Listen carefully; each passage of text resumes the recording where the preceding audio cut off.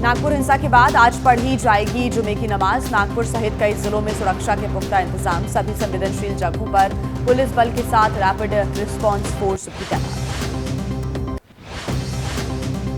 नागपुर हिंसा में 12 एफआईआर दर्ज, 100 लोग गिरफ्तार। आज मुख्य आरोपी फहीम खान समेत आरोपियों की पुलिस रिमांड खत्म। सभी को कोर्ट में किया जाएगा पेश।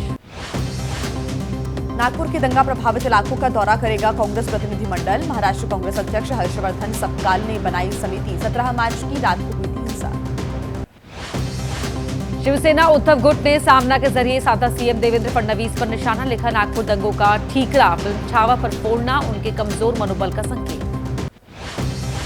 ऑल इंडिया जमात के राष्ट्रीय अध्यक्ष मौलाना शहाबुद्दीन ने गृहमंत्री अमित शाह को लिखा है पत्र। नागपुर दंगों के लिए फिल्म छावा को बताया वजह। फिल्म पर बैन लगाने की भी मांग उठाई। महाराष्ट्र में औरंगजेब की कब्र की और बढ़ाई गई सुरक्षा। संभाजी नगर में कब्र को टीन की चादर से ढका गया। पुलिस और एएसआई की टीम ने पर्दे हटाकर लगवाए tin shed. Social media status में औरंगजेब की तस्वीर लगाने का दावा। महाराष्ट्र के धाराशिव में युवक की गिरफ्तारी के लिए हिंदू संगठनों का प्रदर्शन। नारंगवाड़ी में किया गया प्रोटेस्ट। संभल में इस साल नहीं लगेगा सैयद सालार गाजी की याद में लगने वाला नेजा मेला। पुलिस ने आयोजकों को किया साफ, लुटेरे के नाम पर नहीं मिलेगी अनुमति। संभल विवाद के बाद भदोही में लगने वाले सालार गाजी के मेले पर भी मंडरा रहे हैं संकट के बादल। हिंदू जागरण मंच ने सीएम योगी को लिखा खत, डीएम को सौंपा। मेले पर प्रतिबंध लगाने की मांग। संभल में सैयद सलार मसूद गाजी की याद में लगने वाले मेले का नहीं होगा आयोजन। चर्चा में आई बाराबंकी सलार मसूद गाजी के पिता की दरगाह। हर साल लगने वाले मेले को लेकर उठा सवाल। संभल के बाद मुरादाबाद में भी शुरू हुआ नेजा मेले का विरोध। हिंदू संगठनों ने एसडीएम को ज्ञापन सौंपकर मेले पर रोक लगाने की मांग की है। आक्रांता बताकर आयोजन पर जताई आपत्ति। यूपी सरकार के मंत्री अनिल राजभर का बयान। कहा, सालार गाजी के नाम पर नहीं होगा किसी मेले या प्रदर्शनी का आयोजन। बयान से वाराणसी में मई में लगने वाले मेले को लेकर भी अटकलें तेज।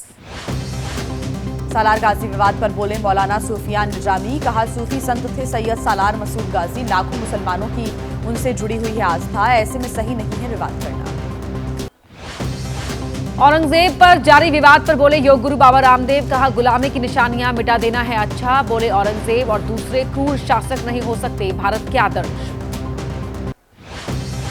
औरंगजेब और सालार गाजी विवाद को लेकर अखिलेश यादव ने भी प्रतिक्रिया दी। कहा, असल मुद्दों पर पर्दा डालने के लिए ध्रुवीकरण की कोशिश। बढ़ते अपराध का नहीं है सरकार के पास कोई जवाब। सालार गाजी विवाद पर बीजेपी विधायक सुरेश्वर सिंह का बयान। सीएम योगी ने साफ कहा है कि नहीं होगा किसी आक्रांता का महिमा मंडन। पुरानी परंपराओं को लाया जाएगा वापस। सालार गाजी पर चल रहे विवाद को लेकर यूपी कांग्रेस का बयान। कहा, लोकसभा चुनाव के नतीजों की वजह से उठाए जा रहे ऐसे मुद्दे मुख्य मुद्दों से ध्यान भटकाने की कोशिश हो रही है। एसबीएसपी के महासचिव अरुण राजभर का बयान। पूछा, क्यों लगे सालार गाजी की मजार पर मेला। अकबर को बताया गया महान, लेकिन महाराजा सुहेलदेव की गई हमेशा ही अनदेखी। ऐसे मेलों को खत्म करे सरकार। औरंगजेब और सालार गाजी विवाद पर आम आदमी पार्टी के सांसद संजय सिंह का बयान। कहा, बीजेपी और आरएसएस करती है लोगों को भड़काकर हिंसा फैलाने का काम। अंग्रेजों पर चुप्पी साध लेते हैं दोनों। महाराष्ट्र विधानसभा में गुरुवार को सीएम देवेंद्र फडणवीस की बड़ी घोषणा। कहा, अगर कोई गौ तस्करी में बार बार पकड़ा जाता है तो मकोका के तहत होगी उस पर कार्रवाई। सुशांत सिंह राजपूत की पूर्व मैनेजर दिशा सालियान की मौत पर राजनीति हुई तेज। आदित्य ठाकरे ने कहा, 5 सालों में बहुत लोगों ने बदनाम करने की कोशिश की। कोर्ट में है मामला, कोर्ट में ही बोलेंगे। नीतीश राणे का दावा। उद्धव ने नारायण राणे को 2 बार कॉल कर लगाई थी बेटे को बचाने की गुहार। कहा, दिशा के पिताजी के मुताबिक आदित्य ठाकरे, सूरज पंचोली और डीनो मौर्य मास्टरमाइंड। दिशा सालियान मौत मामले में बीजेपी विधायक अमित सापटम का भी आरोप। महाविकास अघाड़ी सरकार में मामला दबाने की कोशिश हुई। जनता को पूरी सच्चाई का खुलासा होने की उम्मीद।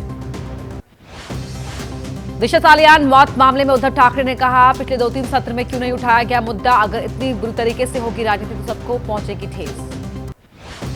दिशा की मौत की जांच के लिए बॉम्बे हाईकोर्ट में याचिका। शिवसेना उद्धव गुट की नेता प्रियंका चतुर्वेदी ने कहा, यह गंदी राजनीति और महाराष्ट्र का असली मुद्दों से ध्यान भटकाने का प्रयास।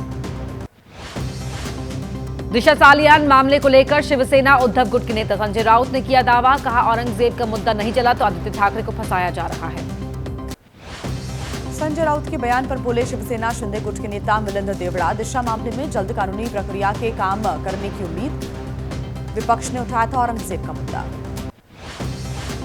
औरंगजेब पर दिए अपने बयान पर भी अबू आजमी ने दी सफाई। लिखा, मैं करता हूं शिवाजी और संभाजी महाराज की जय जयकार, जो बोलेगा उनके खिलाफ मैं उनसे लड़ने को तैयार।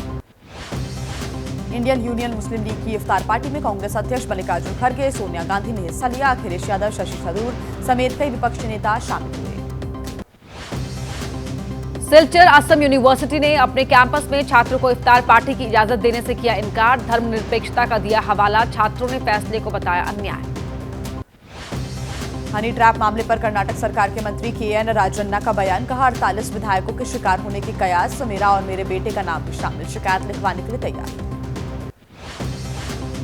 हनी ट्रैप मामले पर बोले कर्नाटक के गृह मंत्री जी परमेश्वर। कहा, मुझे नहीं पता, विभाग से मांगे ही मामले की जानकारी, अभी तक किसी ने दर्ज नहीं कराई शिकायत।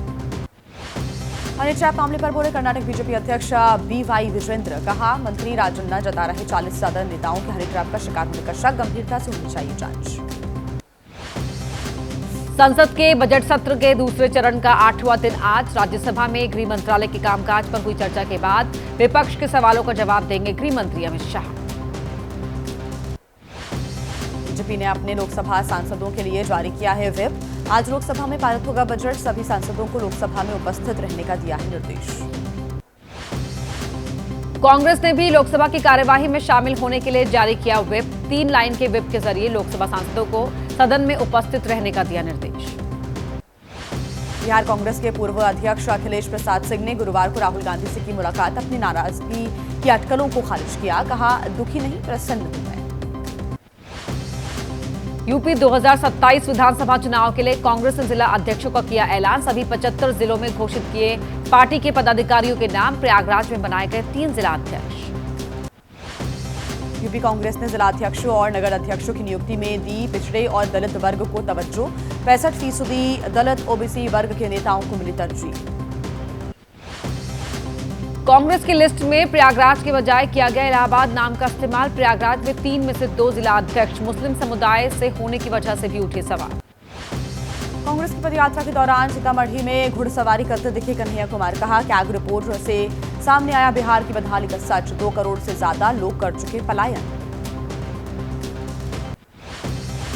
पटना के खेल कार्यक्रम में राष्ट्रगान के बीच लोगों को हाथ जोड़कर प्रणाम करने लगे नीतीश कुमार। प्रधान सचिव दीपक कुमार ने उन्हें रोका, विपक्ष ने उठाए सवाल। बिहार कांग्रेस ने एक्स पर सीएम नीतीश कुमार का वीडियो पोस्ट कर उठाए सवाल। लिखा, बिहार के मुख्यमंत्री नीतीश कुमार जी की ये तस्वीर बहुत चिंतनीय है। नीतीश कुमार के वीडियो पर आरजेडी का निशाना। लालू ने लिखा, राष्ट्रगान का अपमान नहीं सहेगा हिंदुस्तान। तेजस्वी ने लिखा, कम से कम राष्ट्रगान का तो मत कीजिए अपमान। बिहार बजट सत्र का 14वां दिन है। आज भी हंगामे के आसार हैं। सदन के भीतर और बाहर ओल्ड पेंशन स्कीम और कानून व्यवस्था के मुद्दे पर हंगामा कर सकता है विपक्ष। गुरुवार को बिहार विधान परिषद में राबड़ी देवी और सीएम नीतीश कुमार के बीच फिर हुई नोकझोंक। बढ़ते अपराध को लेकर सत्ता पक्ष और विपक्ष के बीच जमकर हुआ वार पलटवार। बिहार सरकार के मंत्री संतोष सिंह ने लगाया बड़ा आरोप। कहा, हमारे बेटे का हुआ था अपहरण। आरजेडी का बड़ा नेता मांगने आया था फिरौती। हम बता देंगे उसका नाम अभी भी जिंदा है वो नेता। नीतीश सरकार के मंत्री अशोक चौधरी का बड़ा बयान। कहा, लालू प्रसाद यादव ने किया कांग्रेस को बर्बाद। नहीं छोड़ते कांग्रेस तो हम भी हो जाते बर्बाद। बोले, हम माफिया नहीं नेता हैं। दिल्ली विधानसभा स्पीकर विजेंद्र गुप्ता ने मुख्य सचिव को लिखा है खत। विधायकों के फोन कॉल और मैसेजेस के जवाब नहीं देने का अधिकारियों पर लगाया आरोप। लिखा, अधिकारियों को जागरूक करें। विजेंद्र गुप्ता के खत पर सौरभ भारद्वाज ने किया तंज। कहा, आम आदमी पार्टी को ज्ञान देने वाले आज खुद हो रहे हैं परेशान। बोले, सरकार बनी तो अब समझ आ रही है अधिकारियों की मनमानी। सौरभ भारद्वाज ने बीजेपी पर कसा तंज। पंजाब के मोगा में डीसी दफ्तर के घेराव के दौरान आमने सामने आए पुलिस और किसान। खनौरी बॉर्डर से किसानों को हटाने के बाद संगरूर दिल्ली नेशनल हाईवे खोलने की तैयारी। शाम्बू बॉर्डर पर भी 1 साल बाद शुरू हुआ एक बार फिर से ट्रैफिक। लुधियाना के कारोबारियों ने किसानों पर लिए गए पंजाब सरकार के एक्शन को बताया सही। किसान आंदोलन को लेकर आम आदमी पार्टी सांसद संदीप पाठक का बयान सामने आया। किसानों की समस्या का समाधान केंद्र सरकार के पास है।